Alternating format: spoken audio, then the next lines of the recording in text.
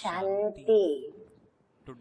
आज की तारीख है 28/2/16 और आज हम सुनेंगे प्यारे प्यारे न्यारे न्यारे अव्यक्त फरिश्ता स्वरूप प्राण अव्यक्त बाप दादा की ज्ञान मुरली। और ज्ञान मुरली की रिवाइज कोर्स की तारीख है 25/3/81 और आज की ज्ञान मुरली का शीर्षक है महानता का आधार। संकल्प, बोल और कर्म की चेकिंग। करना तो बाद में आती है बात, लेकिन करने से पहले चेक करना होता है, अपने को देखना होता है। जब हम देखेंगे, महसूस करेंगे, तभी हमारे संकल्प, बोल और कर्म उसे हम महान बना पाएंगे। बाप दादा कहते हैं कि आज बाप दादा अपने चरित्र भूमि, कौन सी है चरित्र भूमि? बाप दादा की, ब्रह्मा बाबा की चरित्र भूमि। सो हम ब्राह्मण बच्चों की चरित्र भूमि अर्थात मधुबन। और इस चरित्र भूमि को और क्या कहते हैं? तो बाप दादा अपनी चरित्र भूमि, कर्म भूमि, वरदान भूमि, महान तीर्थ भूमि, महान यज्ञ और महान कर्तव्य भूमि के सर्व साथियों से मिलने आए हैं। मधुबन निवासी अर्थात पावन धरनी निवासी। हाँ, मधुबन हमारा जितना प्यारा उतना न्यारा बनाने वाला और उतना ही पावन, तो इसीलिए पावन धरनी निवासी। तो इस धरनी पर आने वालों का भी महान पार्ट है। तो सोचो, रहने वालों का कितना महान पार्ट है। महान आत्माओं का निवास स्थान भी महान गाया जाता है। मधुबन निवासी आज तो ये सुन करके नशे में झूमना शुरू कर दिया होगा। आज बहुत ही बाबा ने हम मधुबन निवासियों के लिए रूहानी नशा घोट घोट करके स्वयं अपने हाथों से हम बच्चों को पिलाया है और पिला रहे हैं। आगे बाबा कहते हैं कि जब आने वाले भी मधुबन में आने वाले भी अपने को भाग्यशाली अनुभव करते हैं, अनेक अनुभवों की स्वयं में अनुभूति करते हैं, तो रहने वालों का अनुभव क्या होगा? ये तो हम सब मधुबन निवासियों की दिल जाने, आत्मा जाने, जो रहते ही ज्ञान सागर में। कहाँ रहते हैं हम? ज्ञान सागर में डूबे हुए रहते हैं।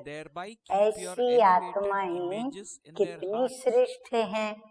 ऐसे सब मधुबन निवासी अपने को इतना महान अनुभव करते हैं। अब करो चेकिंग अपनी हरेक कि इतना नशा हमें है। जैसे टॉप का स्थान है, ऐसे ही स्थिति भी टॉप की रहती है।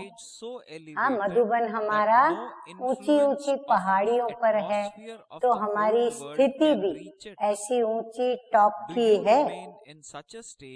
नीचे तो नहीं आते हो।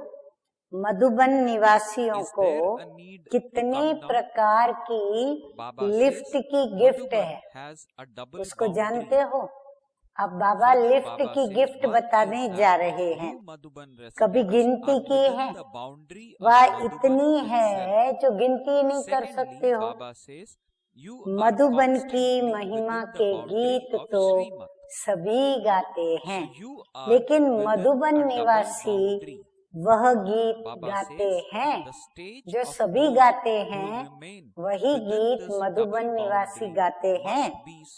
मधुबन निवासियों का चित्र दूर दूर रहने वाले भी अपने दिल में कितना श्रेष्ठ खींचते हैं। माना चैतन्य में मधुबन निवासियों को जब याद करते हैं तो उनकी मनोकल्पना के अंदर वो कितने श्रेष्ठ होते हैं, ये जानते हो।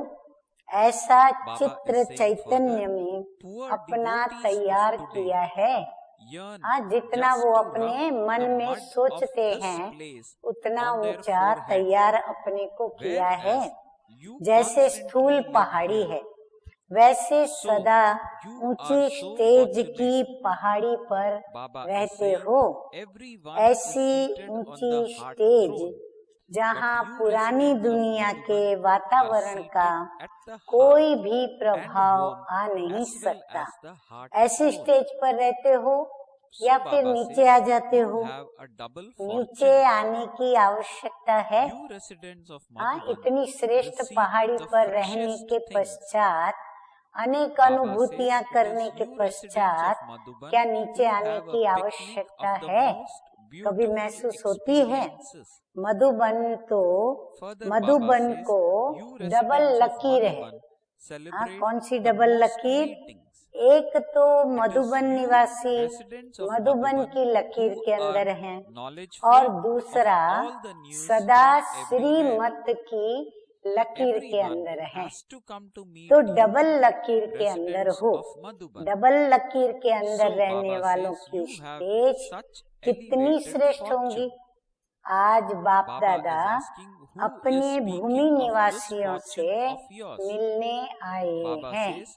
बाप की चरित्र भूमि है ना, तो भूमि निवासियों से विशेष स्नेह होगा ना, क्योंकि बाप भी वहीं रहते और हम मधुबन निवासी भी वहीं रहते। तो बाबा कहते हैं कि जरूर बाबा का उनसे विशेष स्नेह होगा ही ना। आगे मीठे मीठे बाप दादा कहते हैं, बेचारे आज के भक्त तो भूमि की मिट्टी को मस्तक में लगाने के लिए तरस रहे हैं, और आप सदा वहाँ निवास करते हो। तो बताओ कितने भाग्यशाली हो। दिल तख्त नशीन तो सब है। बाबा कहते जो भी ब्राह्मण बच्चे हैं, चाहे गर्भगृहस्थ में रहते हैं, चाहे मधुबन में रहते हैं, चाहे सेंटर, सब सेंटर, गीता पाठशाला, जहाँ भी रहते हैं, सभी मधुबन निवासी तख्त नशीन है। परंतु जो मधुबन निवासी चुल्ल पर हैं, वो दिल पर भी है। चुल्ल पर माना जिस पे खाना पकाया जाता है। डबल हो गया ना। सबसे ताजा माल पहले किसको मिलता है? मधुबन निवासियों को मिलता है। सबसे बढ़िया अनुभवों की पिकनिक कौन करता है? मधुबन निवासी करते हैं। सबसे ज्यादा मिलन महफिल कौन हाजिर रहता है उस महफिल में? मधुबन निवासी करते हैं। सबसे ज्यादा चारों ओर के समाचारों के नॉलेजफुल भी कौन है? मधुबन निवासी। तो मधुबन निवासियों से मिलने सभी को आना पड़ता है, चारों तरफ से सभी को आना पड़ता। तो इतना श्रेष्ठ भाग्य और वर्णन कौन करता है? बाप बच्चों के भाग्य का वर्णन कर रहे हैं। स्वयं शिव भगवान वाच हम मधुबन निवासियों के भाग्य का वर्णन कर रहे हैं। तो मधुबन निवासियों का कितना श्रेष्ठ भाग्य है। अगर एक बात भी सदा याद रखो तो कभी भी नीचे नहीं आ सकते। अब जितना बाप ने मधुबन निवासियों के भाग्य की महिमा की, उतनी ही महान आत्मा समझकर स्वयं को चलते हो। मधुबन की महिमा सुनकर फॉरेनर्स भी देखो खुश हो रहे हैं ना। हाँ, मधुबन निवासियों की महिमा सुन के बाबा के सभी बच्चे खुश हो रहे हैं। इन सब के मन में उमंग आ रहा है कि हम भी मधुबन निवासी हो जाएं। आज फॉरेनर्स जैसे गैलरी में बैठे हैं, गैलरी में बैठ करके देखने में मजा होता है। कभी मधुबन निवासी देखने वाले, कभी फॉरेनर्स निवासी देखने वाले। मधुबन निवासियों के लिए सिर्फ एक ही बात स्मृति में रख समर्थ बनने की है, और वो कौन सी है? जिस एक बात में सब कुछ समाया हुआ है। तो वो कौन सी स्मृति है जो ऐसा सामर्थ्य दिलाती है? तो आइए सुनते हैं कि वो कौन सी स्मृति है। तो मीठे मीठे बाप दादा कहते हैं, जो भी संकल्प करो, हाँ, मन संकल्प करता है, जो भी बोलो, हाँ, जो भी वचन निकले, जो भी कर्म करो, कर्मेंद्रियों से कर्म करें, संबंध व संपर्क में आओ। सिर्फ एक चेकिंग करो कि ये सब बाप समान है। मैं जो कुछ संकल्प कर रहा हूँ, बोल रहा हूँ, कर्म कर रहा हूँ, संबंध संपर्क में व्यवहार कर रहा हूँ, तो ये सब मेरा बाप समान है। जो मेरा संकल्प वो बाप का संकल्प है, मेरा बोल वो बाप का बोल है, क्योंकि सबकी यही प्रतिज्ञा बाप से है कि जो बाप से सुना है वो ही सबको सुनाए। जो बाप सुनाएंगे वही सुनेंगे। जो बाप ने सोच के लिए दिया है वही सोचेंगे। ये तो सबका वायदा है ना। जब ये वायदा है तो सिर्फ अब चेकिंग करो। ये चेकिंग करना मुश्किल तो नहीं है ना। पहले मिलाओ फिर प्रैक्टिकल में लाओ। बाबा कहते पहले चेकिंग करो, मन से मिलाओ कि बाप समान हो रहा है, फिर प्रैक्टिकल में करो। हर संकल्प पहले बाप समान हो, ये चेक करो। पहले भी सुनाया था कि जो द्वापर युगी राजाएं रजवाड़े होकर के गए हैं, कोई भी चीज स्वीकार करेंगे तो पहले चेकिंग होती है, फिर स्वीकार करते हैं। तो द्वापर के राजे आपके आगे क्या लगते हैं? आप लोग तो फिर भी अच्छे राजे बने होंगे, हाँ, उनसे भी बड़े और महान राजे। लेकिन गिरे हुए राजाओं की जब इतनी खातिरी होती है तो आप सभी का भी संकल्प जो है वो बुद्धि का भोजन है। तो इसीलिए उसका भी क्या करो, चेकिंग करो, फिर भोजन करो। बोल भी मुख का भोजन ही है, कर्म हाथों का, पाँव का भोजन है। तो सबको चेक करना चाहिए ना। पहले चेक करके पीछे सोचना कि इसको क्या कहा जाएगा। डबल समझदार, हाँ, जो चेक करके हर कर्म करेगा उसको क्या कहा जाएगा? डबल समझदार। अच्छा, आगे मीठे मीठे प्यारे प्यारे बाप दादा कहते हैं, सिर्फ ये एक बात सदा अपना निजी संस्कार बना। कौन सी बात का संस्कार बना दें? जैसे स्थूल में भी कई आत्माओं के संस्कार होते हैं, ऐसे वैसी कोई भी चीज वो कभी भी स्वीकार नहीं करेंगे। पहले चेक करेंगे, फिर देखेंगे और फिर उसे स्वीकार करेंगे। आप तो सभी महान पवित्र आत्माएं हो, सर्वश्रेष्ठ आत्माएं हो। तो ऐसी आत्माएं बिना चेकिंग के संकल्प को स्वीकार कर ले, वाणी से बोल दे, कर्म तो कर्म को भी कर ले। तो ये महानता तो नहीं लगेगी ना। तो मधुबन निवासियों के लिए सिर्फ एक ही बात है, चेकिंग की मशीनरी तो है ना, सभी के पास है, अभ्यास ही मशीनरी है। और सबसे ज्यादा अभ्यास सारा दिन कौन करता है? मधुबन निवासी, क्योंकि मशीनरी है उनके पास। तो आगे मीठे मीठे प्राण प्यारे बाबा कहते हैं, मधुबन वालों की महिमा बहुत गाते हैं, अथकपन की खुशबू तो बहुत काल से आती है, महिमा भी बहुत काल से गा रहे हैं, और अथकपन की खुशबू भी सभी को बहुत काल से आती है। जैसे अथकपन की खुशबू आती है तो ये तो सर्टिफिकेट मिला है, इसके साथ में और क्या ऐड करेंगे? तो ये अथक है, फिर और क्या है? जैसे अथक है वैसे ही सदा एक रस भी है। बाबा कहते स्थिति का भी गायन बहुत काल से करे, जब भी रिजल्ट देखे तो सबकी रिजल्ट एक रस अवस्था में नंबर 1 हो, दूसरा तीसरा नंबर भी नहीं, क्योंकि मधुबन है सबको लाइट और माइट देने वाला। अगर लाइट हाउस और माइट हाउस ही हिलता रहेगा तो दूसरों का क्या हाल होगा?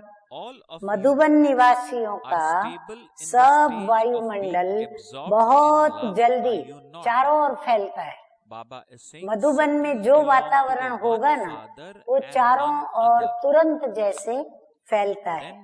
यहाँ की छोटी बात भी बाहर बड़े रूप में पहुँचती है, क्योंकि बड़े आदमी हो ना, सदा छत्र छाया में रहने वाले। स्वर्ग में तो प्रारब्ध मिलेगी ही, लेकिन यहाँ भी काफी प्रारब्ध है। हाँ, स्वर्ग में तो मिलनी है फाइनल, लेकिन संगम युग पर मधुबन में भी मधुबन निवासियों को प्रारब्ध कोई कम नहीं है। हाँ, बहुत प्रारब्ध है।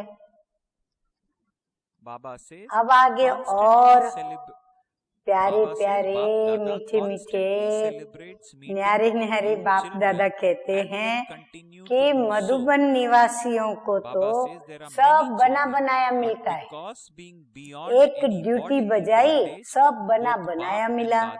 कहाँ से आता है, कितना आता है, कोई संकल्प की जरूरत नहीं।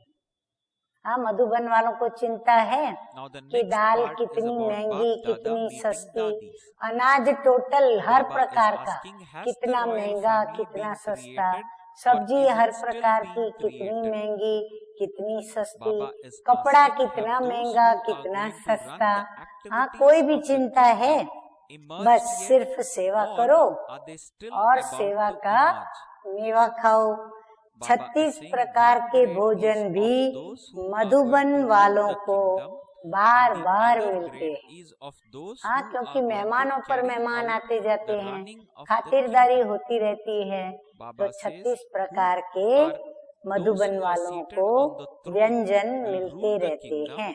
तो 36 गुण भी तो धारण करने पड़े।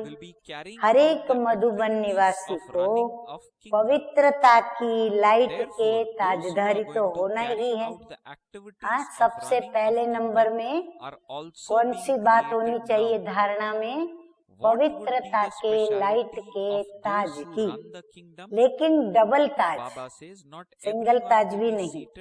एक गुणों का ताज, दूसरा पवित्रता का ताज। जिस ताज में कम से कम कितने हीरे हों? बाबा कहते हैं 36 हीरे तो होने ही चाहिए, यानी 36 गुण चाहिए। अच्छा, अब मीठे मीठे बाप दादा कहते हैं कि आज बाप दादा मधुबन निवासियों को खास और सभी को आम गुणों के ताज के क्राउन की सेरेमनी करा रहे हैं। हाँ, जैसे ताज की सेरेमनी होती है ना, हर एक को जो भी देखे तो कैसा देखे, ताजधारी देखे। हर एक गुण रूपी चमकता हुआ औरों को भी चमकाने वाला हो। हाँ, वो कैसा चमके, खुद तो चमके पर औरों को भी चमकावे। फिर बाप दादा ने ड्रिल कराई। बाबा बोले सभी लवलीन स्टेज पर स्थित हो ना। हाँ, क्योंकि ड्रिल कराई बाबा ने। और लवलीन स्थिति में मन की स्थिति, बुद्धि की स्थिति, आत्मा की स्थिति क्या होती है? एक बाप दूसरा न कोई। इसी अनुभूति में कितना अतीन्द्रिय सुख है। सर्व गुणों से संपन्न ऐसी श्रेष्ठ स्थिति अच्छी लगती है ना। इसी स्थिति में दिन और रात भी बीत जाए फिर भी सदा इसी स्थिति में रहने का संकल्प सदा रहेगा। सदा इसी स्मृति में समर्थ आत्मा रहो। हाँ, जैसे बाबा वरदान भी देते हैं कि सदा इसी स्मृति में समर्थ आत्मा रहो। अब खुशी की बात बाप दादा बता रहे हैं। बाप दादा कहते हैं कि निरंतर बच्चों से मिलन मनाते रहते हैं और खुशी की बात मनाते रहेंगे। हाँ, भविष्य भी हमको बता दिया। अनेक बच्चे होते भी हर एक बच्चे के साथ बाप मिलन मनाते ही हैं, क्योंकि शरीर के बंधन से मुक्त बाप और दादा दोनों एक सेकंड के अंदर अनेकों को भाषण दे सकते हैं। हाँ, ये तो बाबा जादूगरी कर ही सकता है। अच्छा, बाबा दादी दीदियों के साथ रू रिहान करते हैं, तो दादियों के साथ रॉयल फैमिली बन चुकी है या अभी बन रही है? हाँ, बाबा कहते हैं क्या समझती हो आप लोग? राज्य कारोबार चलाने वाले निकल चुके हैं या अभी निकलने हैं? एक है चलाने वाले, एक है कारोबार में आने वाले। जो तख्त नशीन होंगे वह राज्य चलाने वाले होंगे और जो संबंध में होंगे वो हैं राज्य कारोबार में आने वाले। बड़ी राज की बात बताई, ध्यान से सुने। जो तख्त नशीन होंगे वो राज्य चलाने वाले यानी राजे महाराजे होंगे और जो संबंध में होंगे वो है राज्य कारोबार में आने वाले। तो राज्य कारोबार चलाने वाले भी अभी बन रहे हैं ना। राज्य कारोबार चलाने वालों की विशेषता क्या होगी? तख्त पर सभी तो नहीं बैठेंगे। हाँ, एक राजा बैठेगा। तख्त वालों के संबंधी तो बनेंगे, लेकिन तख्त पर बैठने वालों की तो लिमिट है ना। रॉयल फैमिली में आने वाले और राज्य सिंहासन पर बैठने वाले, उनमें भी अंतर होगा। प्रजा में भी रॉयल फैमिली होगी, राजाओं की महाराजाओं की भी अपनी फैमिली होगी, लेकिन उनमें भी अंतर होगा। कहलाएंगे तो वह भी नंबर 1, नंबर 2 विश्व महाराजन की रॉयल फैमिली। लेकिन अंतर क्या होगा? तख्त नशीन कौन होंगे उसके भी कोई तो कायदे होंगे ना। तो इस पर भी सोचना। हाँ, बाबा ने दादियों को होमवर्क दिया है कि इस पर बैठ के आपस में विचार सागर मंथन करना, वर्कशॉप करना। अब बाबा कहते हैं संगम युग पर दिल तख्त के अधिकारी सबको बाप बनाते हैं। हाँ, बाबा संगम युग पर सभी को अपने दिल तख्त का अधिकारी बनाते हैं, अर्थात कोई भी बाप दादा के दिल पर तख्त पर बैठ सकते हैं। भविष्य में राजे महाराजे तो बनेंगे, लेकिन फर्स्ट नंबर वाला तख्त जो फर्स्ट लक्ष्मी नारायण वाला होगा, उसके तख्त नशीन कौन होंगे? हाँ, वो तो बैठेंगे फर्स्ट नंबर में, परंतु उनके बाद कौन तख्त नशीन? छोटे छोटे तख्त और राज्य दरबार तो लगेगी, लेकिन विश्व महाराजन के तख्त का विशेष आधार क्या है? हर बात में, हर सब्जेक्ट में बाप को पूरा फॉलो करने वाले। अगर एक भी सब्जेक्ट में फॉलो करने में कमी पड़ गई तो फर्स्ट तख्त के अधिकारी वो बन नहीं सकते। नर से नारायण, नारी से लक्ष्मी पद पा लेंगे, लेकिन फर्स्ट नंबर का ताज और तख्त, उसके लिए बाप दादा दोनों को हर बातों में फॉलो करना पड़ेगा। हाँ, बड़े राजों की गंभीर बातें बाबा ने बताई हैं। अगर एक भी सब्जेक्ट में फॉलो करने में कमी पड़ गई तो फर्स्ट तख्त के अधिकारी बन नहीं सकते। नर से नारायण, नारी से लक्ष्मी पद तो पा लेंगे, कहने में तो आएगा लक्ष्मी और नारायण, लेकिन फर्स्ट नंबर का ताज और तख्त, उसके लिए बाप दादा दोनों को हर बात में फॉलो करना पड़े, तब तख्त भी फॉलो में मिलेगा। तब बाद में सेकंड, थर्ड, फोर्थ जो लक्ष्मी नारायण तख्त पर बैठेंगे वो मिलेगा। हर बात में, हर संस्कार में, हर संकल्प में फॉलो फादर करना है। इसके आधार पर नंबर भी बनेंगे, फिर नंबर भी उसी धारणा के आधार पर मिलेंगे। तख्त वही मिलेगा, लेकिन उसमें भी नंबर होंगे। लक्ष्मी नारायण दी फर्स्ट, फिर सेकंड, थर्ड, फोर्थ, तख्त वही होगा पर नंबरवार।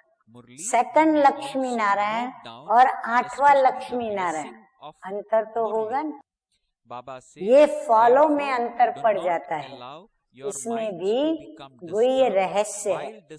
महाराजा बनना और महारानी बनने का भी रहस्य है कि वो महाराजा क्यों बना, महारानी क्यों नहीं बना। तो बाबा कहते हैं उसमें भी रहस्य छिपा हुआ है। हाँ, तो राजों से भरी बाबा ने मुरली सुनाई। अब हम सुनेंगे मीठे मीठे सतगुरु बाप दादा का वरदान। याद के मंत्र द्वारा संकल्प और कर्म में अविनाशी सिद्धि प्राप्त करने वाले सिद्धि स्वरूप भव। बाप दादा कहते हैं कि आप बच्चे ऑलमाइटी गवर्नमेंट के मैसेंजर हो। किसके मैसेंजर? Almighty government. इसलिए कोई से भी डिस्कस करने में अपना माइंड डिस्टर्ब नहीं करना। देखो कितनी ऊंची बात बाबा ने सहज तरीके से सिखा दी कि आप ऑलमाइटी गवर्नमेंट के मैसेंजर हो, इसीलिए कोई भी डिस्कस करने में अपना माइंड डिस्टर्ब नहीं करना। याद का मंत्र यूज करना, जैसे कोई वाणी से या अन्य किसी तरीके से वश नहीं होते हैं तो मंत्र जंत्र करते हैं। आपके पास आत्मिक दृष्टि का नेत्र और मन मना भव का मंत्र है, जिससे अपने संकल्पों को सिद्ध करके सिद्धि स्वरूप बन सकते हो। तो सिद्धि स्वरूप बनने का भी राज सुनाया। अब हम सुनेंगे स्लोगन। एक्शन कॉन्शियस के बजाय सोल कॉन्शियस बनो। देह अभिमान के बजाय बाबा कहते हैं देही अभिमानी बन कर्म करो। अच्छा, मीठे मीठे सिकिलधे बच्चों प्रति माता पिता बाप दादा का याद प्यार और गुड मॉर्निंग। रूहानी बाप की रूहानी बच्चों को नमस्ते। हम रूहानी बच्चों का रूहानी बाप दादा को याद प्यार, गुड मॉर्निंग और नमस्ते नमस्ते। ओम शांति।